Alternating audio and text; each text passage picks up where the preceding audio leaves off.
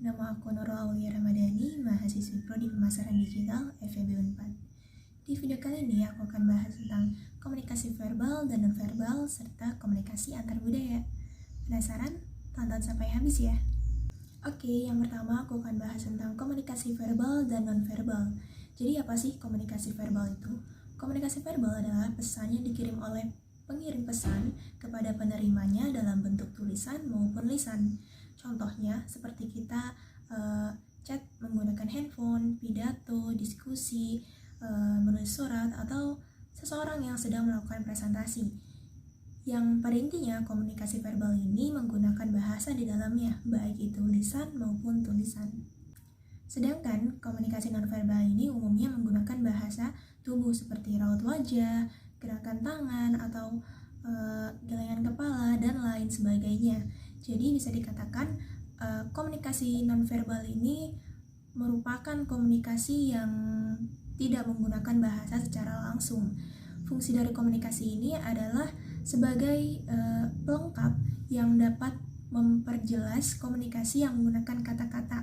Contohnya, seperti kita merespon seseorang yang sedang menanyakan alamat, lalu kita jawab, "Maaf, aku nggak tahu," sambil gelengan kepala sebagai gerakan pelengkap bahwa kita nggak tahu alamat yang ditanyanya. Contoh lainnya seperti kita melambaikan tangan seperti ini sebagai tanda menyatakan selamat tinggal atau menyapa seseorang. Oke, selanjutnya aku akan bahas tentang komunikasi antar budaya. Secara garis besar, komunikasi antar budaya ini terjadi ketika adanya komunikasi antara orang-orang yang memiliki kebudayaan yang berbeda-beda demi tersampainya suatu tujuan komunikasi yang sama serta terjalinnya interaksi yang lancar. Nah, lalu tujuan dari komunikasi ini apa? Yaitu untuk mengurangi tingkat ketidakpastian seperti ketika ada dua individu yang sedang berkomunikasi namun menggunakan bahasa yang berbeda karena kebudayaan yang berbeda pula, sehingga komunikasi antar budaya inilah yang akan berperan sebagai alat untuk mengurangi tingkat ketidakpastian logika ataupun definisi dari topik yang sedang dibicarakan. Bahkan, komunikasi antar budaya juga bertujuan sebagai alat efektivitas dalam berkomunikasi.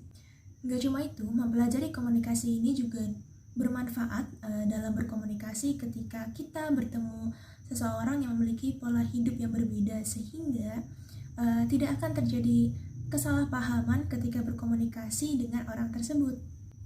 Dan dalam komunikasi antar budaya ini, aku ambil contoh dari budaya luar, yaitu salam wai dari Thailand. Jadi, wai ini merupakan sapaan atau salam yang digunakan oleh masyarakat Thailand yang ditujukan untuk menyapa atau menunjukkan rasa hormat, seperti untuk berterima kasih, meminta maaf, dan masih banyak lainnya. Nah, biasanya ketika melakukan wai bisa sambil diikuti ucapan selamat datang, terima kasih, maaf, dan lain-lain. Serta ketika seseorang melakukan wai maka harus dibalas wai juga. Secara tradisional, wai dibagi menjadi 3 jenis. Yang pertama, wai yang ditujukan untuk seseorang yang seumuran dengan kita, seperti teman atau rekan kerja.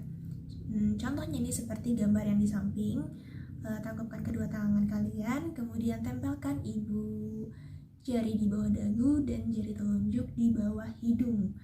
Lalu diikuti dengan membungkukkan kepala badan kita. Yang kedua, wai yang ditujukan untuk orang yang lebih tua dari kita, seperti orang tua, kakek nenek, paman atau bibi, dan lain-lain. Masih dengan hal yang sama, tangkupkan kedua tangan kalian, lalu posisi peletakannya ini yang berubah. Jadi kedua ibu jari ini berada di bawah hidung dan kedua telunjuk kalian berada di ujung alis di atas hidung, seperti ini. Lalu jangan lupa bungkukkan lagi badan kalian.